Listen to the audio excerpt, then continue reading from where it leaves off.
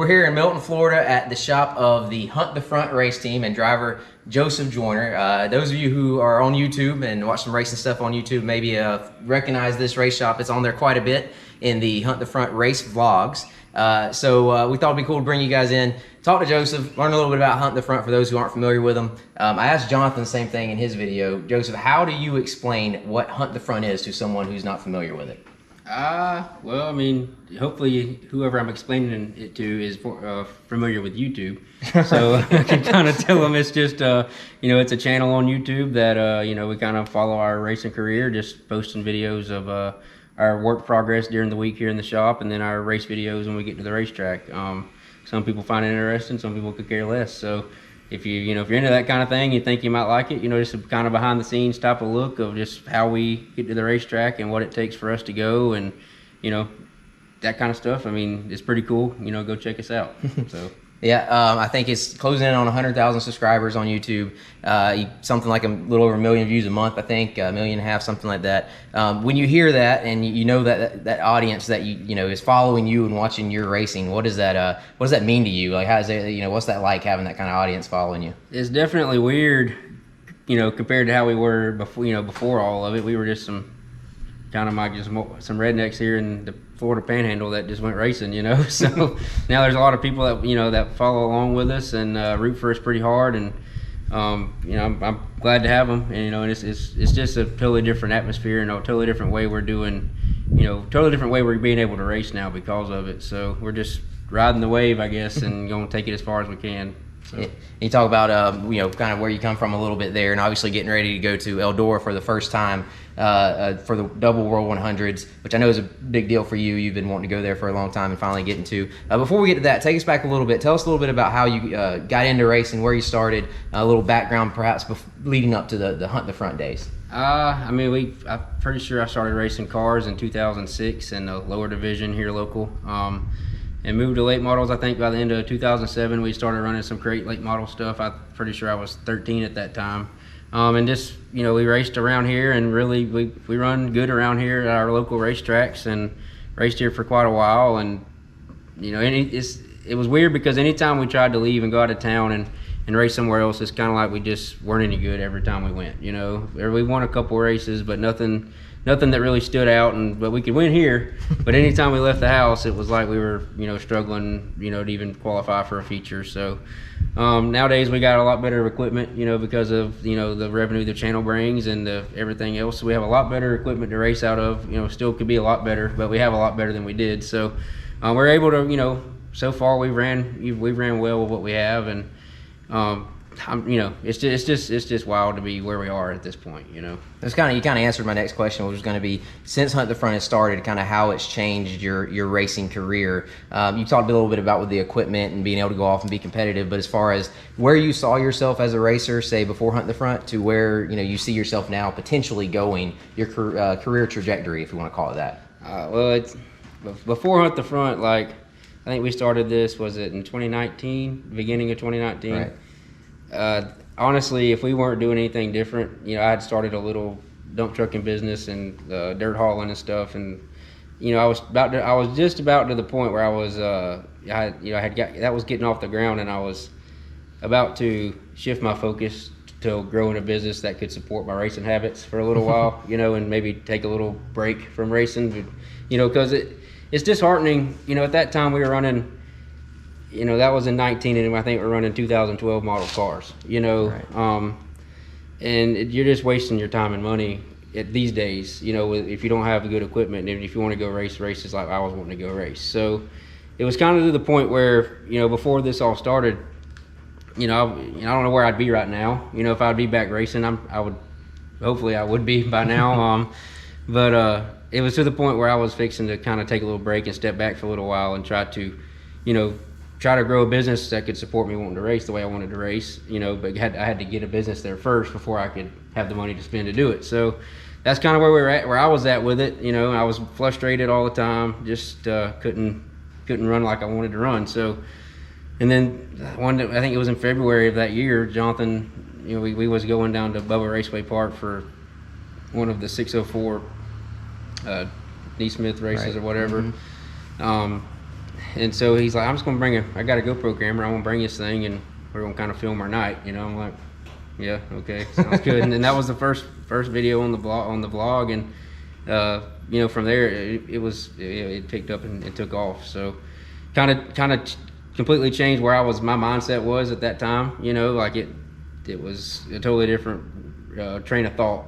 From there on, like it was, basically, if we're going to do this, like you do it now. Right. Like this is where we're at, and if we're going to make it work and hopefully have a future in this, like we can't wait, and just kind of tool along with it. And around that time, I think you had just gotten married. Yeah. You have since had a baby, so right. I knew that was coming up. When Jonathan kind of approached you with the idea of, hey, let's kind of take this thing full time. What was that a tough decision to forego that business plan you had and chase that dream? It was a very easy decision. So, like, who would not rather race cars and drive a dump truck all day? So, it wasn't hard to figure, like, okay, yeah, let's see what this does. I'm not in a bind financially yet, so let's just let's ride this one out. So, and that's it. There's one thing I always think of. And this is my brother, by the way. For those who don't know, I work for Flo, but I know these guys down here pretty well. But I know that's one thing you've always wanted to be, and we all as kids growing up wanted to be professional race car drivers, and you went it kind of a roundabout way to get there, but technically you are doing it professionally, or that's your career. How does that feel? I don't feel like that's what I do. Like it's weird to wake up in the morning and my day consists of coming to the shop and getting stuff done out here. And given our race team is structured totally different than the normal race team, because okay, I can sit here and make a list of what we got to do, but if we're not filming that day, some of it can't be done, right? Because we have to make a video of it. Gotta make sure the cameras are rolling. Yeah, like it's and then there's things like, okay, we're not videoing today, so I need to do this today. All right. And there's just a lot of things I don't know if I can come up with all of it, but there's a lot of things about our race team that's so much different. Just like this, it takes a lot of people for us to be able to go race, just like we're leaving to go to Eldora and all, and I'm pretty sure there's like 12 people going with us. Right. Like, okay, you look at it like most other cars in the pit area, they might have 2 or 3, 4 guys, with them, that's the crew, that's right. What's there, like, no, we got a army of folks that's, everybody has a place, right. Everybody has, there's more of us that have to go because there's more stuff we have to do in order to, produce what we're doing here. And it's just a totally different.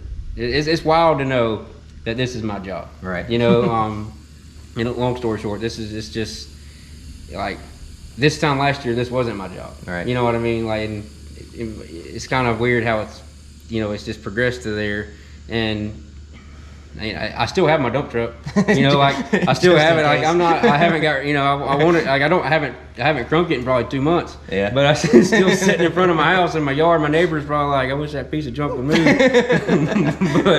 but it's still sitting there, and Yep. I don't know. We're just like I said, riding the wave here. And thankful to be on it. Yeah, so. I know going to Eldora is going to be a big deal for you. Racing there for the first time. You've been there a couple times, but I want to talk about another big deal in your racing career, which was, and those on Flo may have seen this because it was on Flo and it was a pretty dramatic win, but so far the biggest win of your career, which was the National 100 at East Alabama Motor Speedway. I think I saw the check for that over here. Yeah. We got plenty of room for more. Yeah, because I got a little room for more. But tell us a little bit about that moment that when you're going down the back straightaway. Just a reminder, Joseph was running third on the last lap. The 2 cars ahead of him kind of get together and kind of pave the path for him to win. Tell us about that moment where you're sitting there and watching that unfold. I just kind of, your memory of that. Well, first off, that happens in about 4 seconds. Like there's not a whole lot of time to like actually process what happened. As it's happening anyway. My first initial thought was, coming off of turn 2 down the back straightaway. I see them get together, and the first thing, a car is spinning in front of me on the last lap. First thing I think of is find a path around it without hitting right. it, to get to the checkered flag or whatever flag is waving when I get there.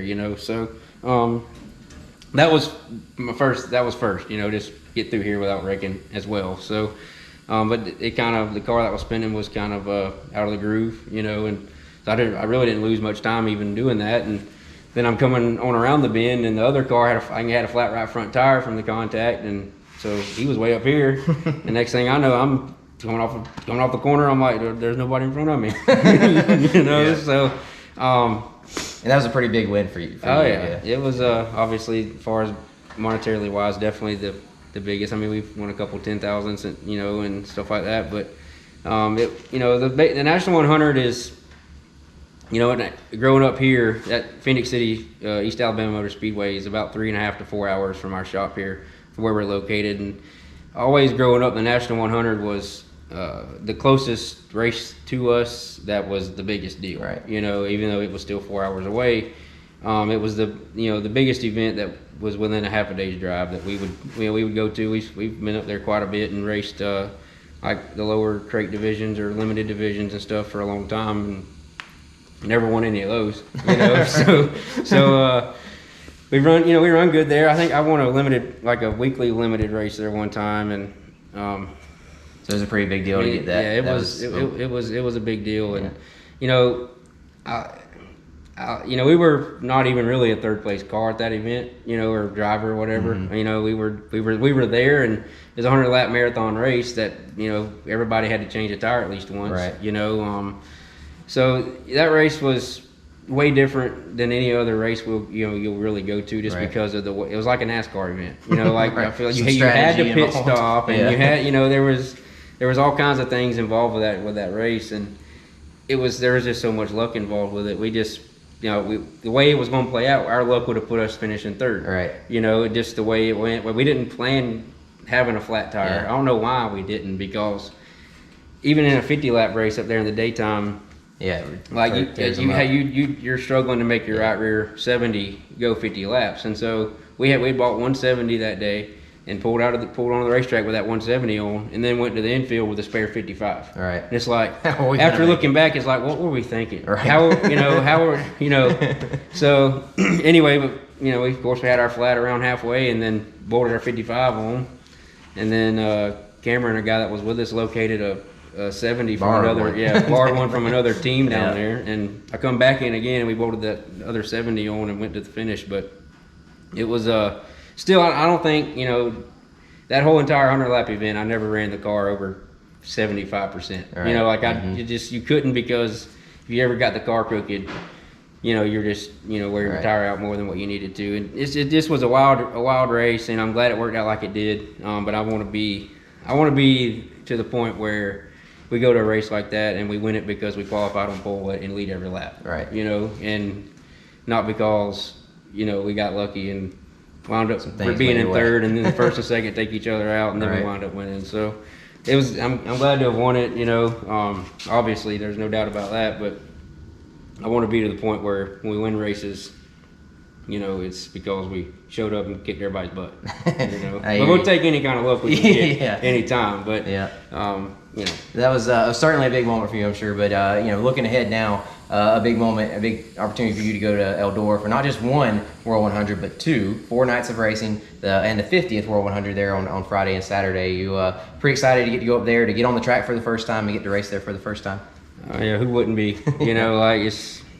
It's wild to be going to our first racing trip up there to the, it's not even one event, it's 2, and it's not even just 2 events. It's one of them's the 50th. Like probably the biggest one I'll live through in my generation. Like there won't be another 50th, and I probably won't be around to race 100. So never know. This is about the. Our first one's going to be the biggest one of what I could probably even race in. Even if I have a long racing career, this is probably the biggest one of them all. Especially after last year, not being able to have an actual World 100. It's a big deal. I'm excited to go. Kind of not as prepared as what I was like, because our race car's out there on a pallet right now. The supercar's not even here at the moment. It's at Capital, I believe. But the good news is we'll be leaving from Capital Race Cars. With it as good as it can be, but it's not here. We're not here preparing it. Right. It's in Georgia, and we're here. So there's pros and cons to all of it, and I'm excited, and I hope we can just go up there and look good. Not look like we belong to go up there and race with those guys, and look like a team that can compete at a level like that. Given we're not going to be. It ain't like we've been strung up and down the road, hours and hours away from home like a lot of those guys have for weeks at the time. But we're doing all we can here, and I'm glad to be able to go, and I'm excited to get up there and cut some laps. We went up there in 2019 for the World and watched. That was my first time ever even going to the place, and I think when we walked up, they were qualifying on the racetrack at that time, and I was in awe, kind of like this is insane. Right. I hadn't really been to a racetrack of that magnitude, before, and a dirt track. It was like this is almost looks like else. a big football game or something. Exactly. Many people were there. This is something else, and so, and then we went back, went up there for the Dreams this year, and went up there and watched, and it's just cool, and I'm excited to get up there and go. I'm anxious because I'm ready to kind of get there and get things going and quit talking about it. Like that's what we were talking about it this morning. It's like I think y'all are asking me what I'm going to feel like when we get there. Or, I know I'm just going to be anxious, and I just want to get there and be unloaded and ready to race. Right. I don't and have the rest of it out of my mind and just be there ready to race. There you go. So we got to get there first. Got a lot going on. Speaking of quitting talking about it, I think that's a good stopping point. We'll call it a video from there. Appreciate your time, Joseph. Y'all be sure to check him out, of course, live on Flow at the World 100s, and then check him out on YouTube. You get a behind-the-scenes look of what it's like to be a race team going to the World 100 to Eldora racing for the first time.